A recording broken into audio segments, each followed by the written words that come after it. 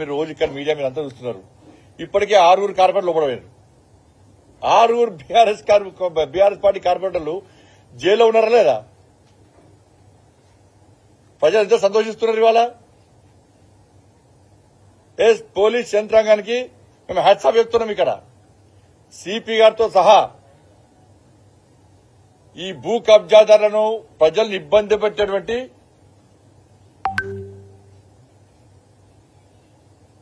ఈ వీళ్ళందరినీ లోపడేసిన ప్రజలు సంతోషిస్తున్నారు. ఇవాళ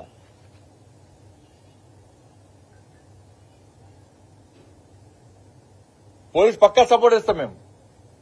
ప్రజలందరూ పోలీస్ మద్దతు చెప్తున్నారు. ఇవాళ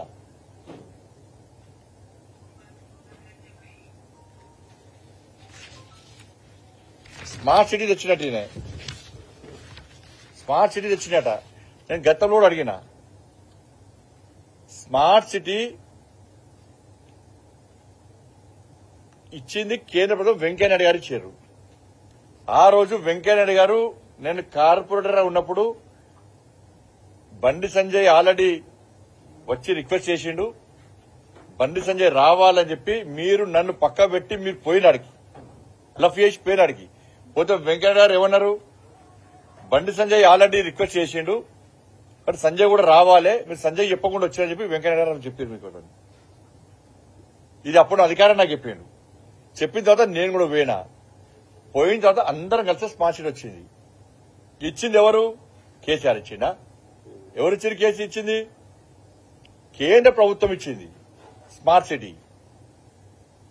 ఇచ్చినప్పుడు కేంద్రము 196 కోట్ల రూపాయలు ఇచ్చినప్పుడు నేను ఆరోపణలు చేసినట్టు మళ్ళీ డీటెయిల్ చెప్తున్నాను. వాళ్ళ కేంద్రము 196 కోట్ల రూపాయలు కరీంనగర్ కు ఇచ్చినప్పుడు అదనంగా మ్యాచింగ్ గ్రాంట్ రాష్ట్ర ప్రభుత్వం 196 కోట్ల రూపాయలు ఇవ్వాలి. కేంద్రము 196 కోట్ల రూపాయలు, దానికి అదనంగా రాష్ట్ర ప్రభుత్వం 196 కోట్ల రూపాయలు ఇవ్వాలి. ఇస్తే ఏం చేశారు మీరు? కేంద్రం ఇచ్చింది డైవర్ట్ చేశారు, రాష్ట్రం ఇచ్చేది ఇవ్వలేదు. ఇవ్వకపోవడం వలన కరీంనగర్ ప్రజలకు నష్టం జరుగుతుందని చెప్పి నేను కేంద్ర ప్రభుత్వం దృష్టికి తీసుకొచ్చిన. సార్, కేంద్రం ఇచ్చిన నిధులను రాష్ట్ర ప్రభుత్వం డైవర్ట్ చేసింది, కరీంనగర్కి ఇస్తలేరు పైసలు, కాబట్టి దీని మీద చర్యలు తీసుకోండి అని చెప్పి నేను కేంద్ర ప్రభుత్వం దృష్టికి తీసుకొస్తే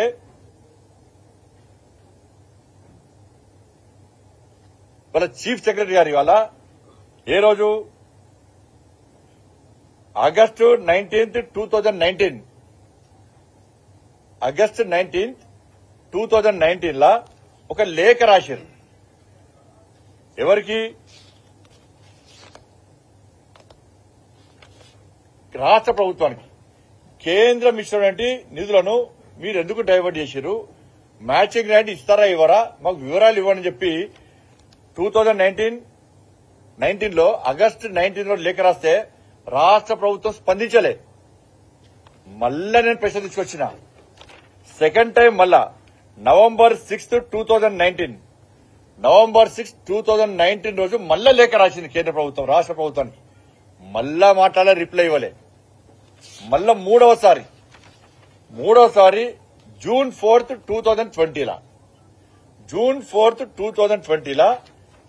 మళ్ళా లేఖ రాష్ట్రం మళ్ళా స్పందించలే.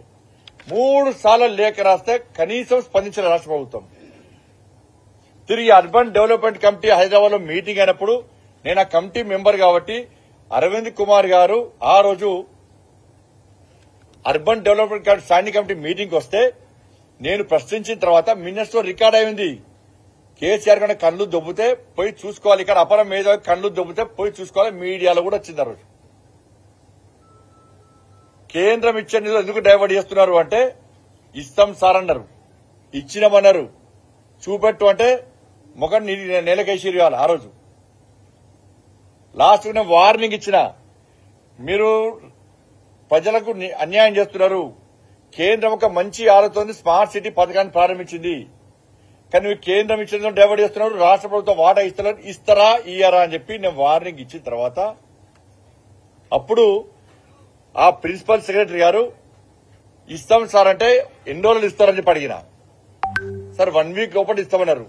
1 వీక్ లోపల మీరు ఇవ్వకుంటే ఇంట్రెస్ట్ తో సహా వసూలు చేస్తా అని చెప్పి నేను వార్నింగ్ ఇచ్చిన తర్వాత ఆ రోజు కేంద్ర ప్రభుత్వ నిధులను ఇచ్చి రాష్ట్ర ప్రభుత్వం వాటా ఇచ్చారు. మరి ఇన్ని రోజులు ఈ అపర మేధావి, ఈ స్వయం ప్రకటిత మేధావి కేంద్రం ఇచ్చేందులో కేసీఆర్ దొబ్బిపోతే నిధులను దారి మళ్లిస్తే ఈ కేంద్రం ఇచ్చే లేఖ నీకు ముట్టింది కదా, నువ్వు ఎందుకు రిప్లై ఇయ్యకుండా ఆపినావు? స్మార్ట్ సిటీ నువ్వే వర్కచ్చు అంటున్నావు కదా. మరి నీ కేంద్రం ఇచ్చేందుకు దారి మళ్లిస్తే ఇన్ని సంవత్సరాలు ఏం చేస్తున్నావు? నువ్వు ఏం బిక్కినావు? ఇన్ని సంవత్సరాలు ఈ నిధులు ఏడికి పోయినాయి? ఈ ఇంట్రెస్ట్ ఎందుకు వసూలు చేయాలి రాష్ట్ర ప్రభుత్వం దగ్గర?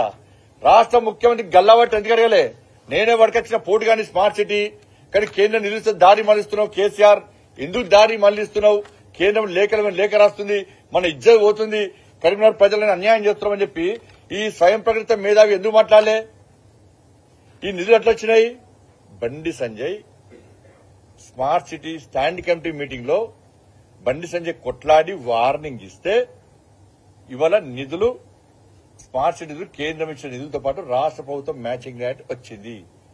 నీ గొప్పతనం కాదు, మా గొప్పతనం. దీనికి సమాధానం ఇవ్వు. నేను తీసుకొచ్చినా